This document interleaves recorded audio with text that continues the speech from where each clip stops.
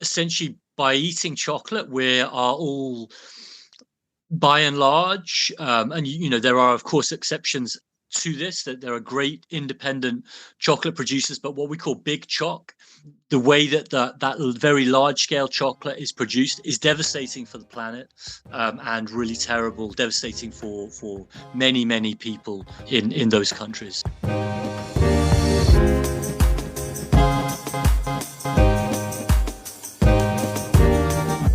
That was the voice of Dr. Johnny Drain, founder of WNWN Food Labs, a team of scientists and foodies who are focused on creating tasty, sustainable and ethical alternatives to unsustainable and ethically dubious foods. And yes, in that clip, Johnny was explaining just how bad some kinds of chocolate can be for both the environment and its societal impact. However, WNWN is hoping to change all of that with their first product, currently in prototype stage, a zero-cacao chocolate bar created from alternative plant-based ingredients. They're part of a small but growing movement called Alt-Choc. There's a few other people in this, what we call Alt-Choc space. So there's us in the UK, there's a company called QOA, QOA in Germany, and there's two in America, one called Cali Cultured and one called Voyage Foods. And we think there's probably a couple of other people working on it in stealth mode. We're just playing our cards as close to our chest as possible until we release, which will be in only about 2 or 3 months' time.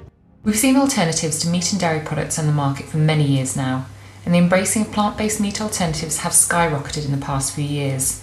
It is inevitable that this combination of culinary skills and scientific knowledge will play out across the food and drink space. And WNWN is just one of the many new and exciting brands trying to carve out a space in this growing market. Joining myself and Johnny to discuss this trend in food and drink is WGSN's Head of Food and Drink, Jen Creevy, and together we will discuss the consumers' growing awareness of the ethics of our food supply chains, the power of fermentation in the latest plant-based foods, and what products WNWN could be planning next. But first I wanted to get to the bottom of Dr. Johnny Drain's given nickname, the Walter White of Fermentation.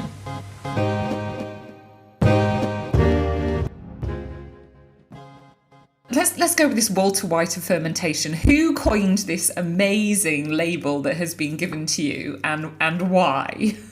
Well, now I actually can't quite remember, but I think I either did it myself or somebody flagged it up in a conversation. I was like, "Ooh, that's quite snappy. I'll pinch that." But I genuinely now cannot recall whether it was myself, because I do write down a lot of things like that, and I quite like a pithy epithet. Do you have it printed on a business card anywhere? That's what I want to know. I don't. I think I haven't had any new business cards printed in a long while. It's not very sustainable, is it? Like, we don't need cardboard and things being used for business cards in your virtual business card, in your LinkedIn profile. Yeah, I mean, I might change it now. I'm focusing more on chocolate. I might change it from one WW to another to Willy Wonka. But people like the Walter White, and yeah, I guess everybody kind of knows what I'm trying to get at there, which is how do you take science and do cool things with it, I suppose. So tell me a little bit about your company, WNWN. I'm hoping I'm pronouncing that correctly. Yeah, so it's written WNWN. We say win-win, but about 50% of people slightly embarrassingly just read it out as WNWN. So you're one of the good 50%. Well done. Thank you. So it stands for waste not, want not. And basically,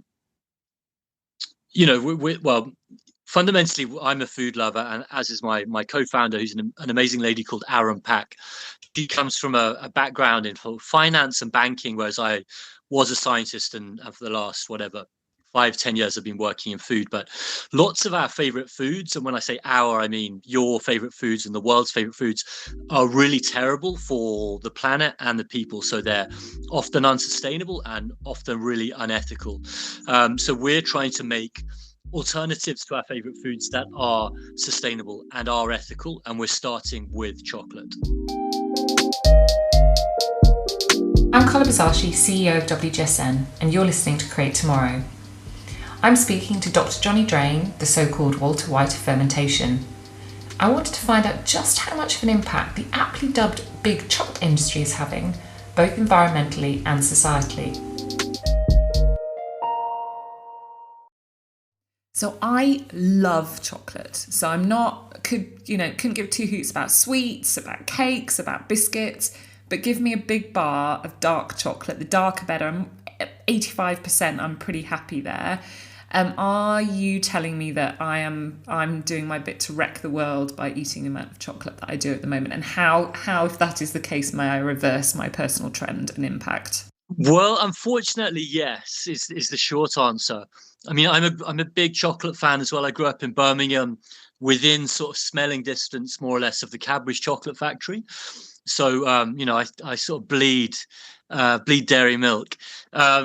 So, the good thing about your choice is that dark chocolate is probably fractionally better for the planet than milk chocolate, and that's because of the milk component in milk chocolate. But essentially, when you look at how chocolate is produced, firstly, about 75% of chocolate is produced in just two countries, Ghana and the Ivory Coast. And within certainly those two countries, there's a lot of slave labor. There's a lot of child labor. So maybe conservatively, 1 million children working in cacao farms. And the way that cacao is being grown currently is leading to lots of deforestation, which causes lots of carbon emissions. So essentially, by eating chocolate, we are all, by and large, and there are of course exceptions to this, that there are great independent chocolate producers, but what we call big choc, the way that that very large scale chocolate is produced is devastating for the planet, and really terrible, devastating for many people in those countries. Jen, just bring you into the conversation here. Where do you think the consumer is on this journey at the moment? So I think of myself as fairly switched on. You would hope so, given the job I do. And I think, I don't eat dairy products. I don't eat meat. We're really conscious about packaging, things like that. This feels like maybe a bit of a blind spot for consumers. I do consciously choose the chocolate brands that I go for, but the deforestation side of it, I think I'm far less educated about. So where's the consumer in all this? So I think the ethical challenges that Johnny was just talking about, so things like child labour, have been around for years, haven't they, Johnny? Absolute years. But consumers just haven't been that aware of them. So I think, to be honest, with the issues around climate change and sustainability, and chocolate being one of those products that we are aware that we might not have because of climate change, I think that is growing awareness of the other problems as well with chocolate. So I agree with you, it's not widespread at all, but I think some of the brands, the ones like Tony's Chocolonely, for example, are raising awareness of this, and I think it's slowly seeping into consumers' awareness. But you're right, it's not there yet. Does chocolate need its kind of Netflix moment in the, Cowspiracy and What the Health, which I think have been galvanizing in terms of changing people's eating behaviour? Is that what's needed next, do you think? I think so. I think it's like it needs the avocado moment, for example. So we know, I'm based in London, in the UK. We know we shouldn't be flying in avocados from California now. So I think it needs that moment, absolutely. Would you agree, Johnny?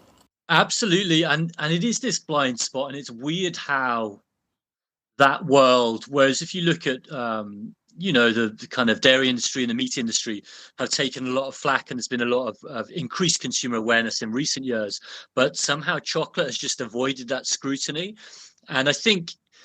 Well, it's because almost everyone loves it. You don't find that many people that don't like chocolate. And actually now I've started this business, I've started meeting a few of them, and I'm really super curious when I do meet a person who either dislikes it or sort of actively hates it. That's very fascinating. So I think it's one, because it's so beloved. And two, because it is this sort of magical, it has these properties. It's quite a magical substance, doesn't behave in the way that other foods do, like that kind of melting in your mouth. And so I think it just occupies this very special place in people's memories, and it's this emotional food. We lean on it in times of sort of distress. If you've had a bad day or a bad week, I'll speak for myself, happily eat 200 grams of chocolate. But we also, it's a celebratory thing as well. We give it on certain celebration days or birthdays, etc. So it's this weird, unique substance. So I think it's just the fact that we all love it. Maybe we've been kidding ourselves that it's better than than it really is. This is Create Tomorrow from WGSN. You're listening to a conversation between me, Carla Buzasi, WGSN's Head of Food and Drink, Jen Creevy, and Dr. Johnny Drain, founder of WNWN Food Labs. Having discussed the impact that chocolate can have on the environment, I wanted to explore how WNWN were creating an ethical alternatives. Their answer was all in fermentation.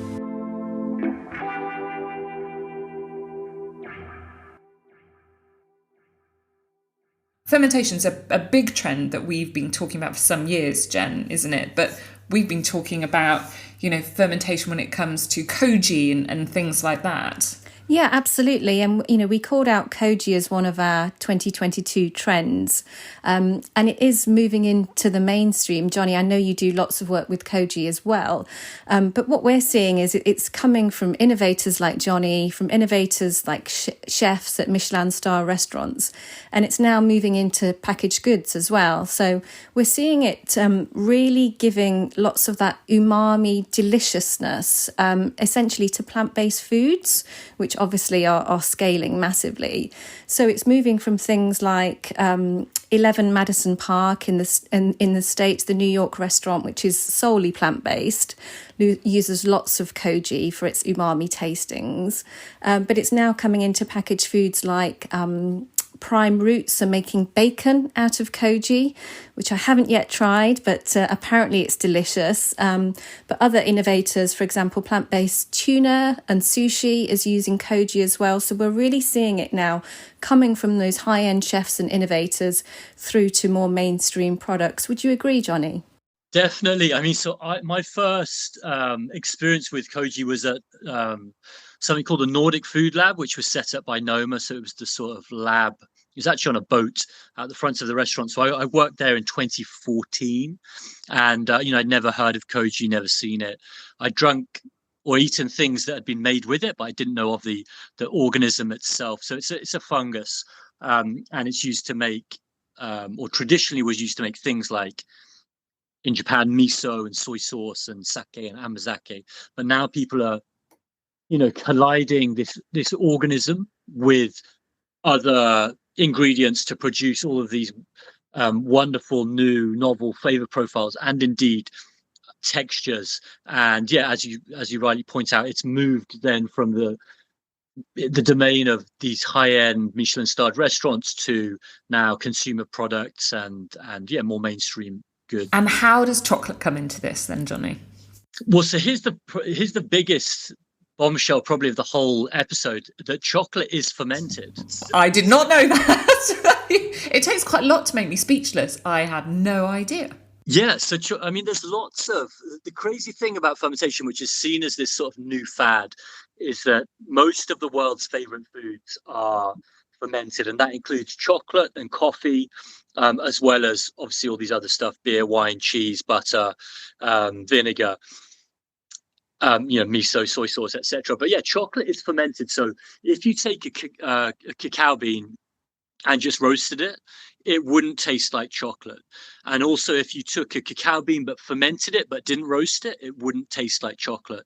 So it's that combination of fermenting it and then roasting it that gives us that familiar chocolate profile, which actually, it's not just one chemical compound, not just one flavor, aroma, taste compound, but probably about 400 to 600 flavor compounds in your average bar of chocolate. So so first of all, chocolate is really complex, and that's probably why it's so beguiling as well and fascinating. But it's also fermented. So these microbes, what I call my microbial collaborators, these things that give life to things like sauerkraut that you mentioned, or the humble pint of beer, these are at work and working really hard and indispensable in the formation and production of chocolate. So what are you fermenting to make your new version, your new ethical version of chocolate that I can eat on a Friday evening and not feel guilty about my impact on the environment and social justice at large? So actually, at the minute, we're not really telling people, or we're not making it wholly public, and that's just because there's a few other people in this what we call Alt-Choc space. So there's us in the UK. There's a company called QOA in Germany, and there's two in America. One called Cali Cultured and one called Voyage Foods.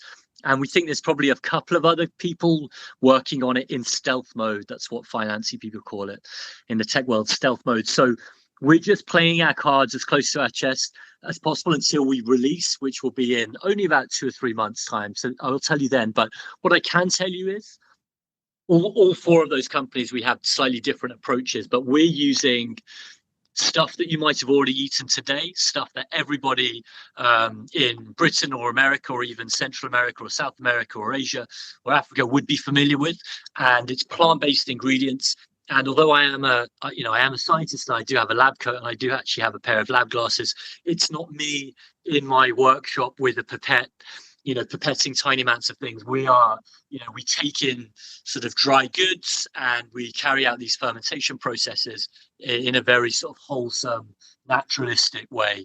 And I suppose the unique thing about when we're doing in juxtaposition to our sort of Alt-Choc competitors is that we're leaning very strongly into very old school fermentation techniques. So techniques that have been around for many, many hundreds of years, whereas some of the others are doing things that would be deemed, I guess, a bit more whiz bang, a bit more cutting edge, but actually the kind of heart and soul of what we're doing is quite sort of old school. Old school, I love it. Alt-Choc, that's a new phrase that I've learned today.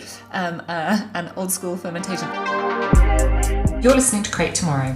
We're talking to Dr. Johnny Drain about non-cacao plant-based chocolate. As the saying goes, the proof is in the pudding, and our head of food and drink, Jen Creevy, managed to get her hands on an early prototype of WNWN's chocolate bar, so inevitably I was desperate to find out, did it taste anything like the real thing?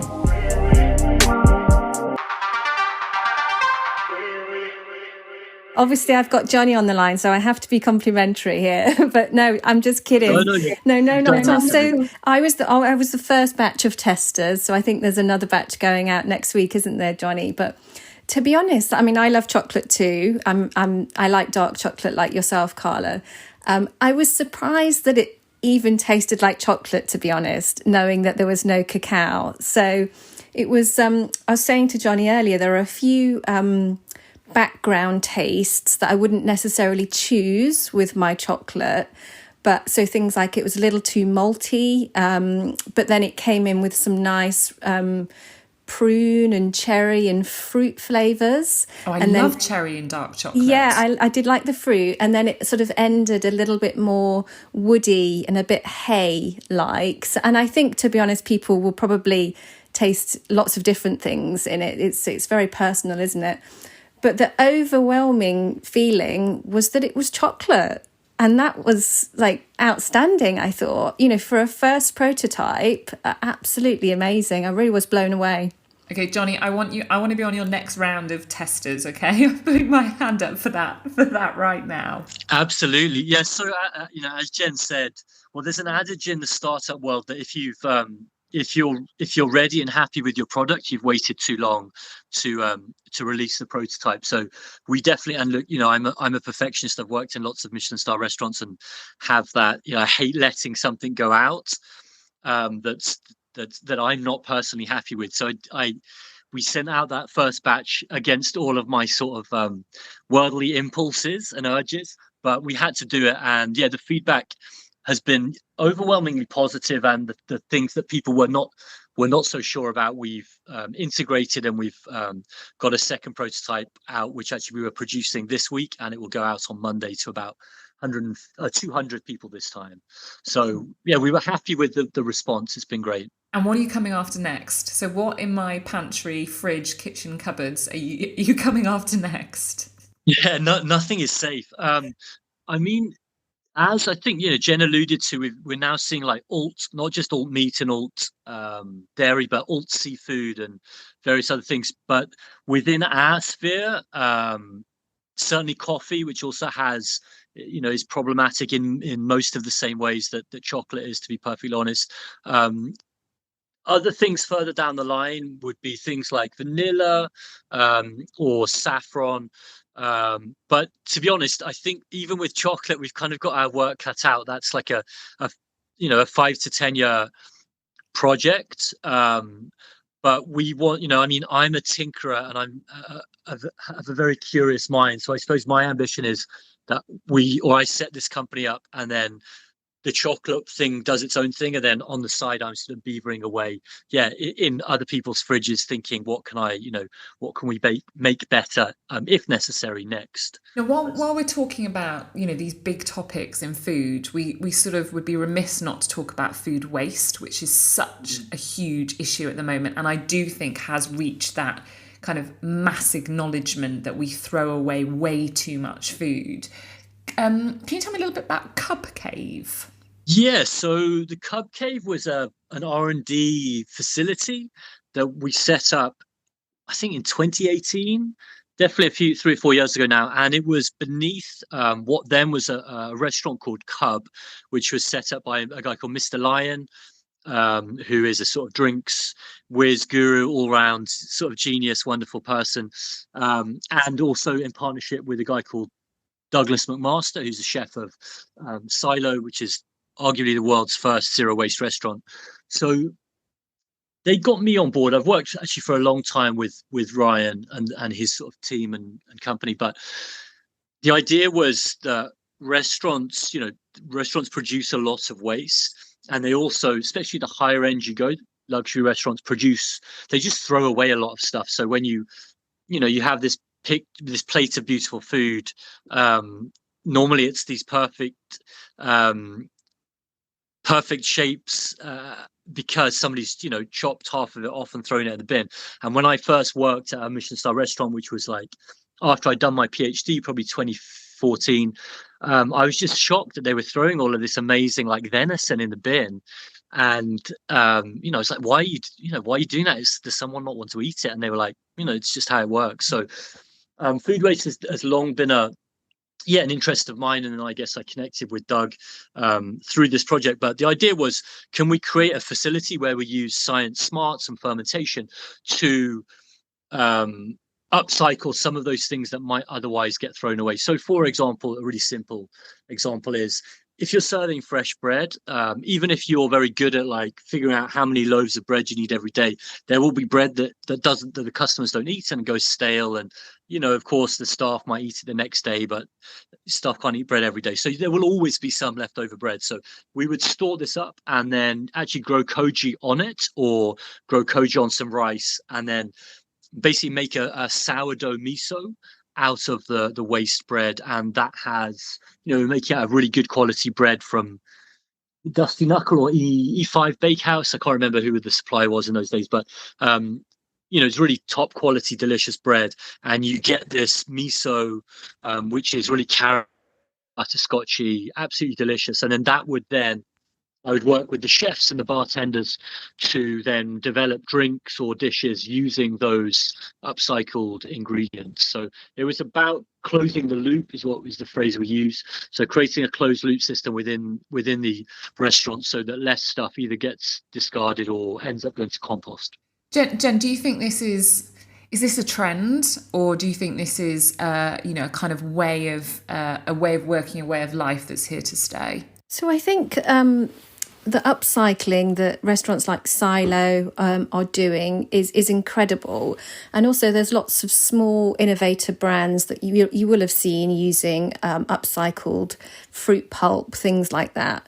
But I think the amazing thing is that this is scaling up hugely. So there are really big companies like Evergreen in the States, for example, and they're using upcycled barley rice protein for supplements, shakes, things like that. And they're getting investment from the huge food companies as well. So it started as a little trend, and also it's a sort of selling point, isn't it, for your restaurant if you are zero waste. And thankfully there are a lot more zero waste restaurants now.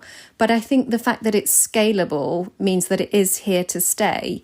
And one of the interesting things is that now it's also going cross-vertical. So other industries are coming in and starting to use some of the food waste. For example, fashion, for sustainable dyes, for example, being used out of food waste. So I think as long as those things keep going, I think it will help some of the problems that we've got around food waste.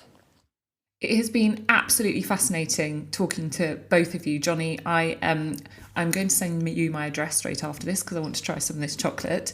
But it's really exciting to see individuals like yourself in this industry pushing it forward, educating people like myself, but that kind of wider lovers of food. But we all consume food in some shape or form, and let's face it, many of us consume chocolate, but coffee and those kind of the essentials that are in our store cupboards. So to know that we could be doing that in the future and having a more positive impact on the world around us, I think it's a nice positive message in these very turbulent times. So thank you so much for your time today, and look forward to talking to you again in the future when the next version of this is ready, or the next part of my store cupboard is in your sights, and what you're going to come up with it to challenge all of our taste buds, but also challenge the way we think about what we're putting in our mouths. Thanks so much for having you. Well, yeah, we look forward to getting some chocolate into your cupboard soon. Thank you to my guests this week, Jen Creevy and Johnny Drain. I'm going to be eagerly awaiting my own batch of WNWN chocolate to test out. If you're a WGSN subscriber, you can find many reports covering plant-based food alternatives and the latest trends and developments in food and drink across all our platforms. If you want to find out how to subscribe, head over to WGSN.com to discover how you can get access to our service. We're constantly publishing new content focusing on how we can design a brighter, better future for our industries, including food and drink, beauty, interiors, fashion and consumer tech. You can subscribe to this platform on all major platforms, and if you like what you've heard, why not give us a rating and review? That just leaves me to thank our producer, Roland Bodenham, and again thank our guest, Dr. Johnny Drain, for speaking with us today. Thank you for listening, please stay well and healthy, and we'll see you next time.